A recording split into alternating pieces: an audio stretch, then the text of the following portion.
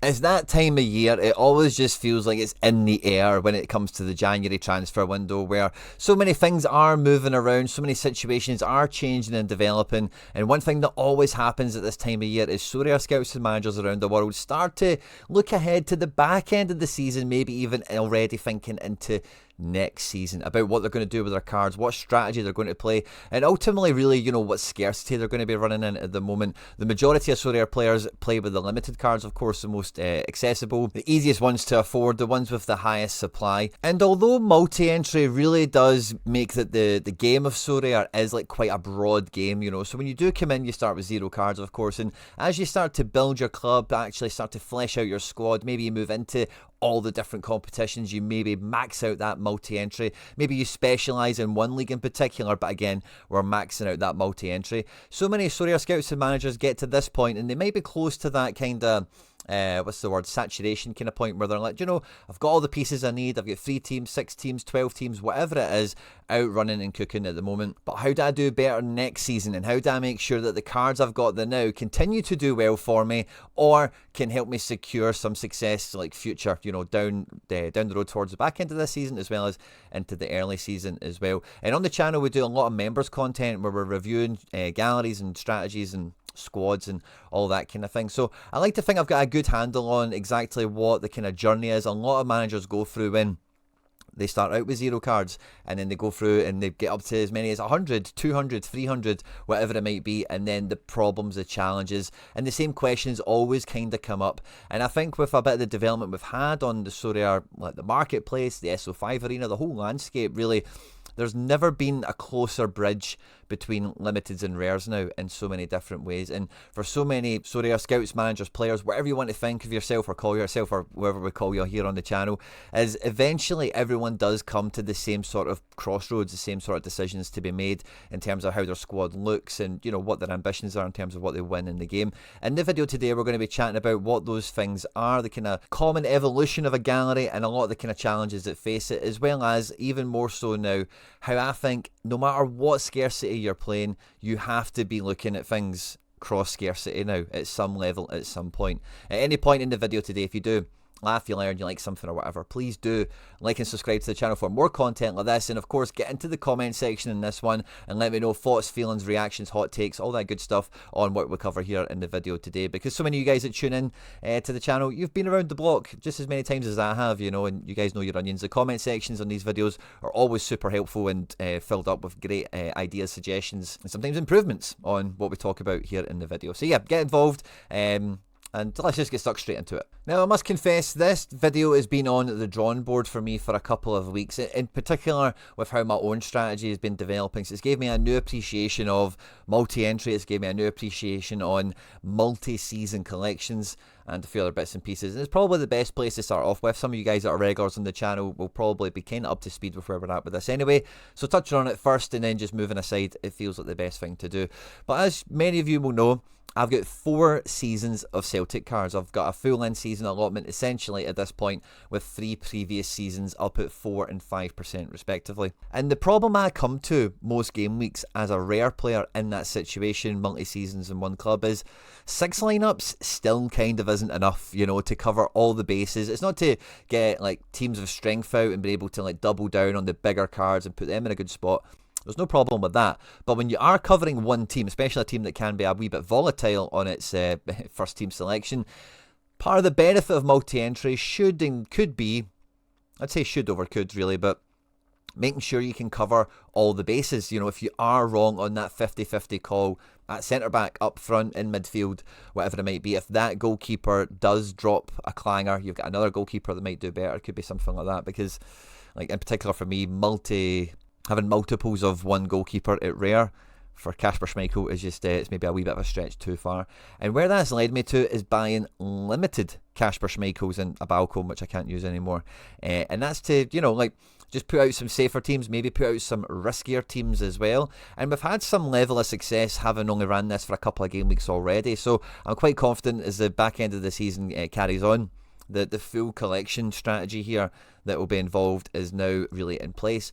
And that brought me to the idea of the thinking of really the reason you buy a scarcity, or the reason you decide which scarcity to play in, is down to your budget, of course. Now, the majority of these rare cards are very much differently priced to the limited. Kasper Schmeichel being a great example. Currently, I think he's around £300-400 at rare, whereas at limited, he's kind of spiking up. Then at the moment, he's at £50. And for premium players, for hard-hitting goalkeepers, that's just a reality of the situation, that there is going to be no getting around with. But otherwise, I did think to myself, like, realistically, like, I've finished 32nd in this division here with Adeboyega, Astley, McKeown, like 3 players at limited level. Astley is a £3 limited. The same with Adeboyega, and Luke McKeown is a little bit cheaper because he's not a nailed-on starter. And as you've seen, even in that team, he came off the bench, so we'd even need them to be forecasted to start, essentially. And I was thinking, like, if you were going to be buying limiteds anyway, you know, and you kind of knew that was the field you're going to be playing in and all the rest of it, and there is cards, like I've had it at rare this week, we don't need to talk about that example, but if your budget is like a £2.50 card is like a throwaway situation, and it's like, it doesn't really matter if it's a £2 card or a £15 card or whatever. Then for some of the players that you either really believe in could be like a good player and they're on their way up and they're maybe undervalued in the market, or just a player that quite frankly you see as a good opportunity to, you know, like buy into a better version of them that you could maybe use longer term and kind of across the pantheon of Sorare. The SO5 arena. Adeboyega is a £15 rare. Astley at the moment is on the form of his life and he's currently at £20. Luke McKeown currently doesn't have any in-season rares on sale, but if we go to Classic and even just check that out for a moment, we're talking about a £5. Now, in the context of multi-entry, when you can have a number of these cards running and available, and like I've got them quite nailed into one squad, of course, but you could be, you know, a bit more broad with your approach, that sort of thing. I think if you are a limited player, either flirting with the idea of, you know, or recognising at some point that your access to more lineups is going to be rare goalkeepers at some point, you're going to need rare players to go around them, but you can use rare outfielders anyway. You can use rare goalkeepers obviously anyway in the limited divisions that you're running in. So if there is like super cheap enhancements that are going around for your limited collection, I would highly recommend rare options. When we were chatting about this on the member section, I was essentially saying like rares under a tenner, you know, is something that you should be open to, you know, even if you are just a limited player, because even if you'd never get to play in rare, if that card does have some capital appreciation, like if you find a rare under a tenner and it's because you've got a hunch on something changing, you've got some info on something changing, or again, it's maybe just lost in the market at the moment, but it's about to shine for some reason, you're not getting, you know, the profit gain on limited, like from a 50p card, which, you know, an under £10 rare would probably be at limited, becoming like £3, like we just looked at with those guys there, Astley or whatever, is totally different from that rare being under a tenner to being 15 or 20 quid. It's a much more tangible kind of increase. So even for the actual SO5 play and for having market options, having the ability to maybe, you know, like sell a card for profit once in a while, rares under a tenner are something I think every limited player should now be somewhat open to.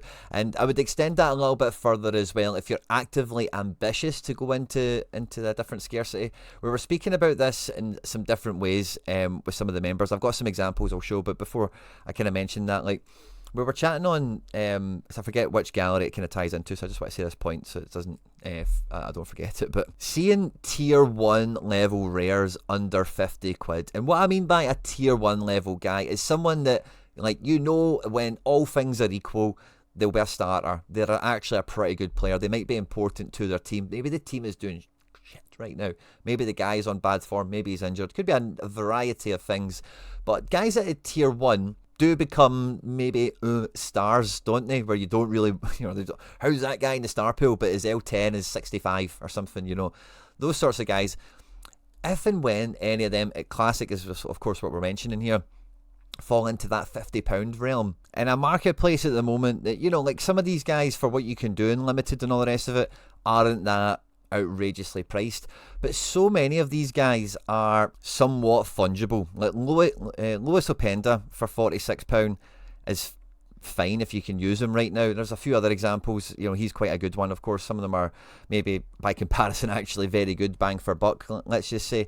But when you've got some limited cards that are just like guys, you know, they're fine players, but they're not going to, you know, I think you understand what I'm saying. There's a difference between like bona fide top end quality and like your Wirtzes, your Bellinghams, your Kimmys, you know, the actual creme de la creme of world and European football, versus guys that are priced similarly because they're good players still, but they're mainly SO5 pieces.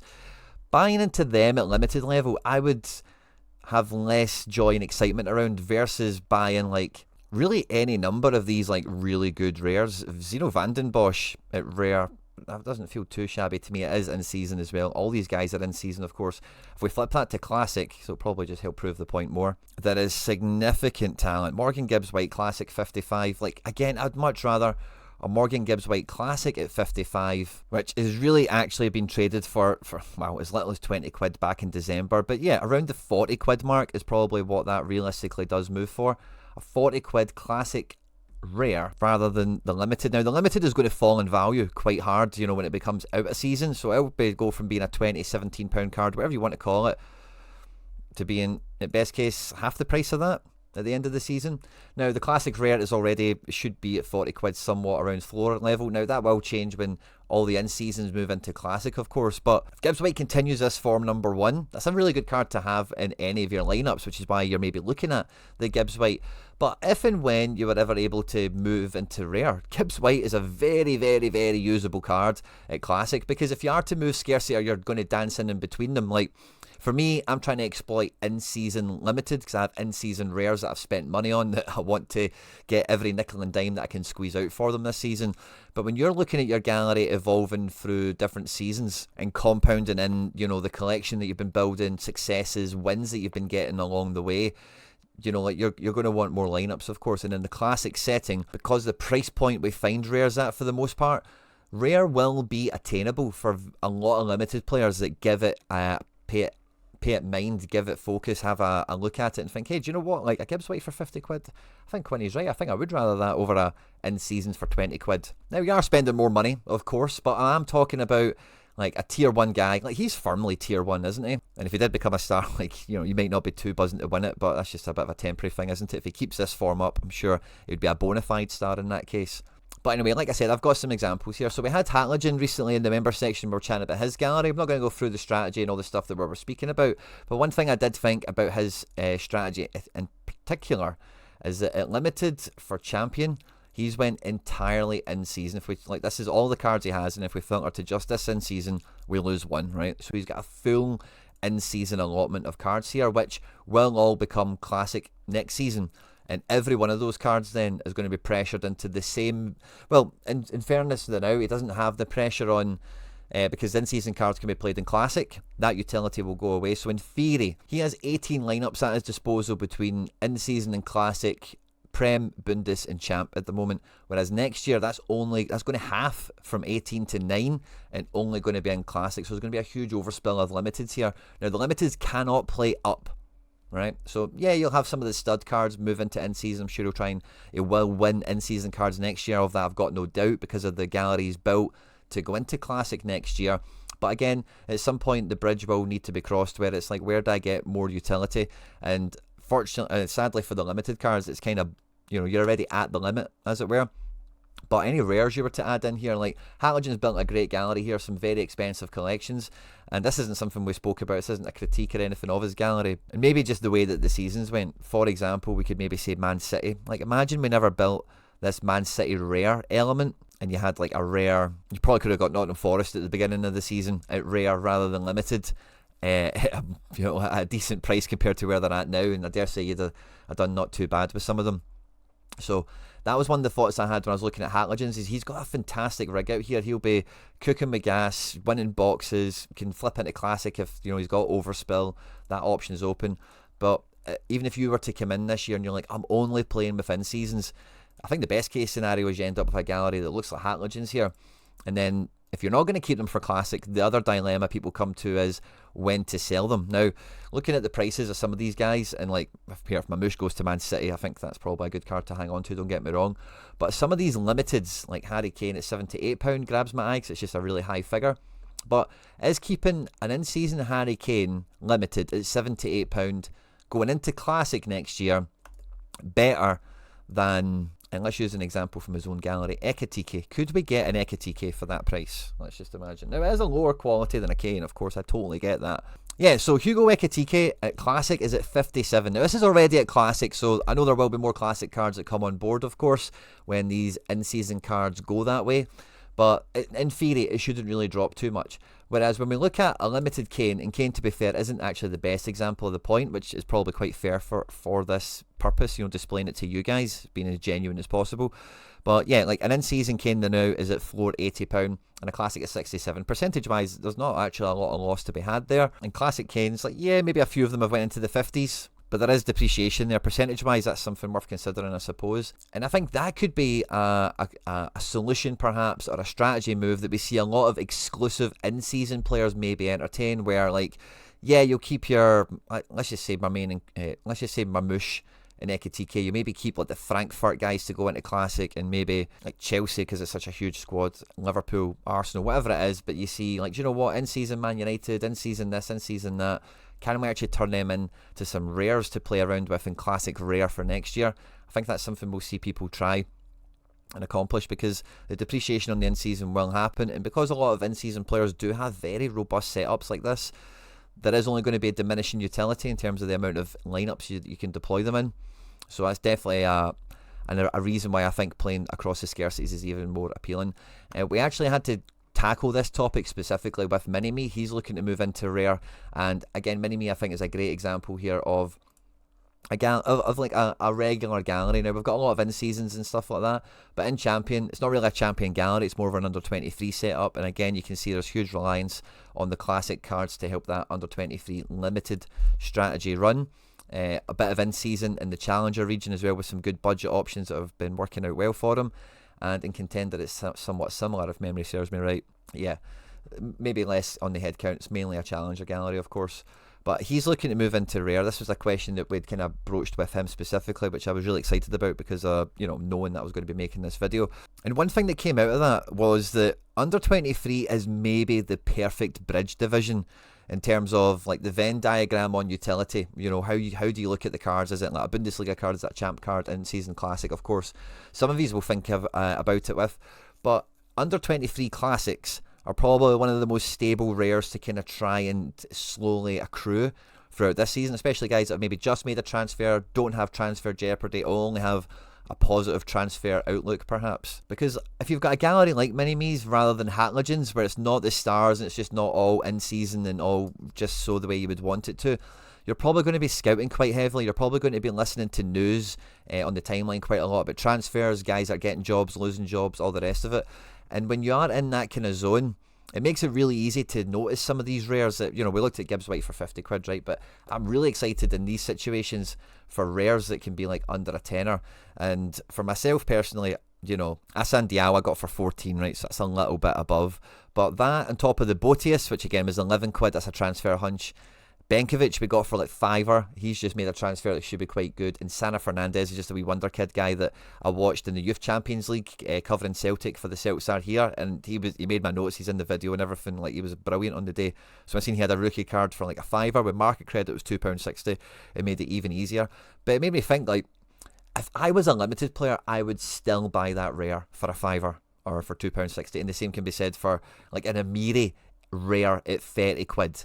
Amiri in season is, again, like, it's a nice ratio between limiteds and rares. I don't think the ratio's totally out of whack or anything like that, but I just think like spending £30 on a card isn't a problem for me. It's not something I grudge, I think about, I worry about. It's not a big issue or whatever.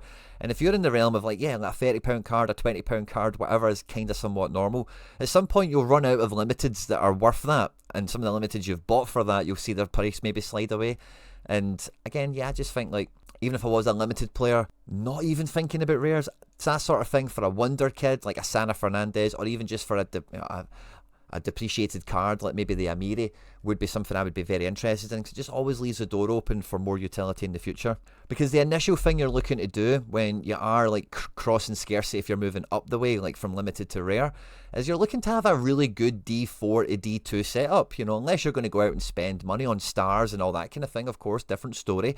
But for most people who are going to be scouting and looking to, find an edge with a player that's, a backup keeper that's going to get a transfer, or any of the examples that we've had in the video today. You're only looking to be competitive in Division 4, 3 and 2 really at the most part. That's all your expectations can be until later on you will eventually end up with Classic Stars at some point, hopefully in that scarcity to help it then kick up a level, get into D1, win better boxes, win cards more regularly, whatever it might be. But I think the dynamic of both these scarcities has never been any more different now, just with the price points that we find classic rares at, how well limiteds do it, and especially like the Division 1 payouts and in-season limited. If you do have like mass collections of in-season rares, getting activate or limited goalkeepers is just makes sense. If you aren't doing it right now, I should have done it maybe a little bit sooner, but I was quite happy with where I picked up the limited Schmeichels price-wise. I've went up a wee bit. Maybe if they come down, I'll get a number 3 in. And, you know, we could probably expand this video a little bit further to look into super rare, you know, because there is lots of great super rares under 100 quid. And if you were super ambitious, you had a bit more of a fat wallet, as it were, where spending 100 quid, 200 quid on a card is less of an issue. It's something that you can do a bit more feasibly or regularly.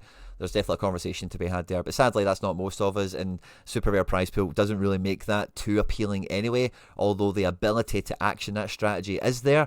It's maybe one of those ones where it's one of those strategies where, like, just because you can doesn't mean you should, if that makes sense. Whereas with some of these rare limited situation crossovers, if you're going to be playing Sorare for a number of seasons, classic rares are not a bad thing to have. And in the January transfer window, opportunity beckons everywhere. I hope you've enjoyed this one, guys. Don't forget to hit the subscribe button for more content. On screen there now is some other stuff that I've made that YouTube thinks you might enjoy. Get into the comments section. Let me know your thoughts, feelings, hot takes, all that good stuff, guys. Stay out of trouble, and I will catch you on the next one.